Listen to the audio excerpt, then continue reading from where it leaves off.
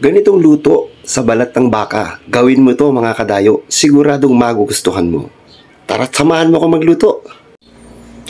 Hello, kumusta mga kadayo? Muli po, welcome back po sa aking channel. Okay ba sa akin yung gupit ko? Ito po, sana nagustuhan niyo yung gupit ko.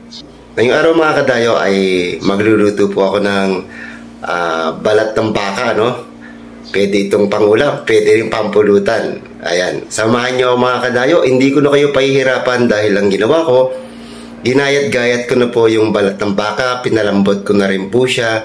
Pati yung mga sangkap, tinadtad ko na rin po. Ang gagawin na lang po natin, paghalu-haluin na lang po natin yan.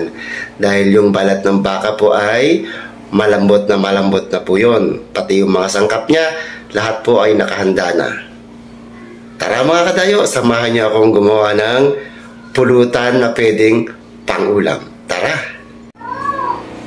Ito na mga kadayo, hindi ko na kayo pahihirapan pa dito sa ating gagawin, dito sa balat ng baka. Nandito na po ang kompleto na gagamitin po natin dito po sa ating gagawin na pwedeng ulam, pwedeng pampulutan. Ayan. Meron po tayo dito mga kadayo na kalamansi, 3 pirasong kalamansi po. 2 pirasong siling na buyo. Ayan, yung sibuyas po natin, tinadtad po natin ng pino yan. Pati po yung ating bawang, yung luya. Ayan, mga pino po ang tadtad dyan. Meron din po tayong spring onion o yung dahon ng sibuyas. Ito po yung ating durog na paminta. Meron tayong suka. At itong ating durog na paminta, Ayan ang gagamitin po natin. At syempre, ito po yung ating pinaka main ingredient sa ating gagawin. Pinalambot ko na po ito kanina mga kadayo, Ilang piraso lang po na ng balat ng baka yan. Malambot na po siya mga kadayo. Kita nyo? Bali ganito lang po yung paghiwa ko sa kanya. Sobrang lambot, kumakapit talaga. Makapit po talaga itong balat ng baka pag lumambot. Ayan na po siya. Umpisahan na po natin mga kadayo, gawin itong ating kinilaw. Ito na mga kadayo, panoorin nyo na lang po kung paano ko po gawin itong ating kinilaw na balat ng baka. Napakadali lang po nito mga kadayo. Napalambot ko na po itong balat ng baka at hiniwa-hiwa ko na rin po para hindi na po tumagal itong ating video. Panoorin nyo na lang po ang aking gagawin. Nandito po yung ating luya, sibuyas at bawang. Tinadtad ko lang po yan ng pinong-pino. Ayan, pagsabay-sabayan na po natin yan ilagay dito sa ating lalagyan. Ayan, ihalo-halo lahat natin itong ating ginawang sangkap dito sa ating kilawing balat ng baka mga kadayo. Siguradong magugustuhan nyo ito. Subukan nyo mga kadayo gawin.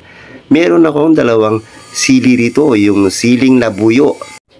Ilalagay ko na rin po itong 3 pirasong kalamansi po natin, Ihalo lang po natin yan. Ayan. Sa puntong to mga kadayo, konti na lang po ang ilalagay nating sangkap at mamaya-maya ay kompleto na po yan. Maglalagay din po ako ng pamintang durog. Ayan, tansyahin lang po ang ilalagay po natin dahil konti lang po itong ating balat ng baka, Para naman sa ganun ay matimplahan natin na maayos. Maglalagay po ako dito yung aking panimpla. Ayan. Tansyahin na lang po natin. Mamaya-maya po mga kadayo ay okay na po itong ating kilawin na balat ng baka. Ayan. Maglagay po tayo ng konting suka. Isusunod po natin yung ating dahon ng sibuyas o yung tinatawag nilang onion spring. Ayan. Mamaya-maya lamang po mga kadayo ay okay na po itong ating kilawing balat ng baka. Naglagay po ako ng konting asin sa puntong to mga kadayo para mas lalong matimplahan po natin ng gusto itong ating ginagawang kilawin na balat ng baka. Halu-haluin lang po natin yan mga kadayo para po maghalo-halo lahat ng ating mga sangkap. At mamaya-maya po ay okay na po itong ating kilawin. Subukan nyo mga kadayo. Sigurado magugustuhan nyo po ito. Pwede po ito sa pulutan or pwede pong ulamin. Ayan. Isa lang po ang sure ko po sa inyo mga kadayo, Siguradong magugustuhan nyo itong ating ginawa ngayon. Subukan nyo mga kadayo. At eto na mga kadayo, tapos na po itong ating ginawang kilawing balat ng baka. Maraming salamat po mga kadayo. Tara, tikman na po natin ito. Sana'y nagustuhan nyo mga kadayo itong aking ginawang kilawin na balat ng baka. Tikman na po natin mga kadayo. Unang subo po para po sa inyong lahat ito.